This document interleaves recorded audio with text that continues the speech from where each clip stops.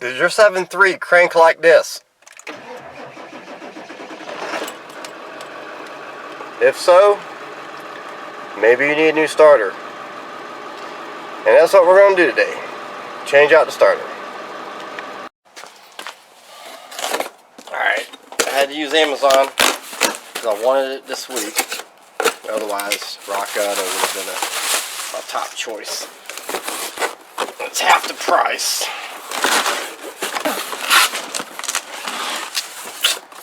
Of local auto parts stores. And they want a cord charge on top of that. I don't really... The price difference is amazing. Alright, I went with the stock replacement. I disconnected the batteries, both terminals. I know some people argue positive only, some say negative only. I'm just going to play it safe and get rid of all of them. I jacked up the truck. I ran it up on a couple of 2x4s or 2x6s to just give it a little bit of clearance. I just need a little bit of room. I didn't want to put on the ramps because I only need about 3 inches of clearance to get a little more space underneath it. And anyway, the ramps make it too tall, and I'd be lifting my hands up way too high. So this should work for me.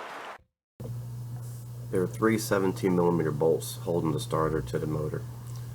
One of them at the top you're not going to see, you're going to go by feel. Also, you have 2 wires going to the solenoid. You got a large gauge and a small gauge. The large gauge uses the 17mm nut, and the small one uses the 8mm. You're not going to see the 8mm, so you're going to have to go by feel to get that one out. First thing I was going to do is disconnect the wires. This is a 99 model, so there's a lot of dirt and debris. I don't know if this is the original starter, but it's quite possible that it is. Take care not to get a bunch of dirt in your eyes. So I was trying to stay as far away as I could while I unscrewed the nuts from the starter. The bottom 2 bolts I was able to use just a socket and a ratchet. The top bolt I had to use a 5-inch extension. I could have used a 6-inch, would have worked out a lot better, but that's what I had. So if you can, make sure you get a 6-inch or something close to that to get the top bolt out. Okay, got it out. It was wasn't as bad as I thought it was going to be. I had to use it's a 5-inch. It's a 5-inch extension to get the top bolt, and I had very little room to play with. Very little. I suggest maybe a snubby short ratchet, or if you got a swivel, it would work. Here's the old starter and new starter side by side. It was identical match, minus a whole bunch of dirt and grime all over it, but it was on par. It's identical, so I was pretty happy to see that it was a good match.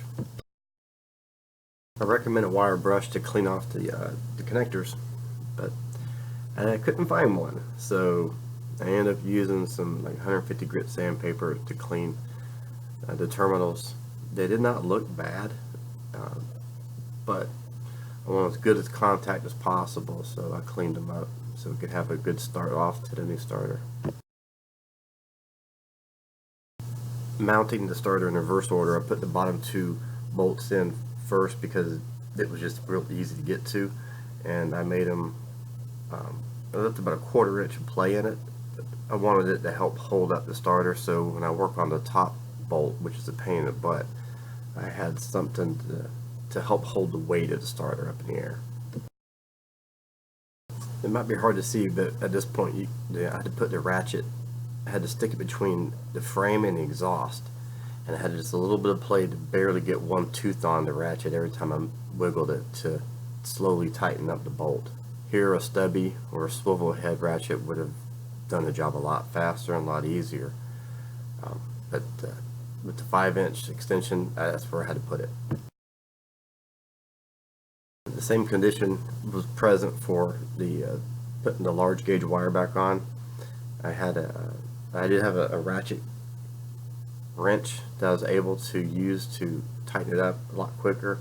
It has the teeth were finer, so I was able to get about 3 clicks on the ratchet before I ran out of space, and I used it to tighten it up. Unfortunately, I was not able to fit one of these wrenches on the bolt that held it together. Otherwise, it would have been a much easier job that way too. Everything's put back together, and now it's the moment of truth. Hopefully this thing fires off nice. We have no major issues. Wait for it.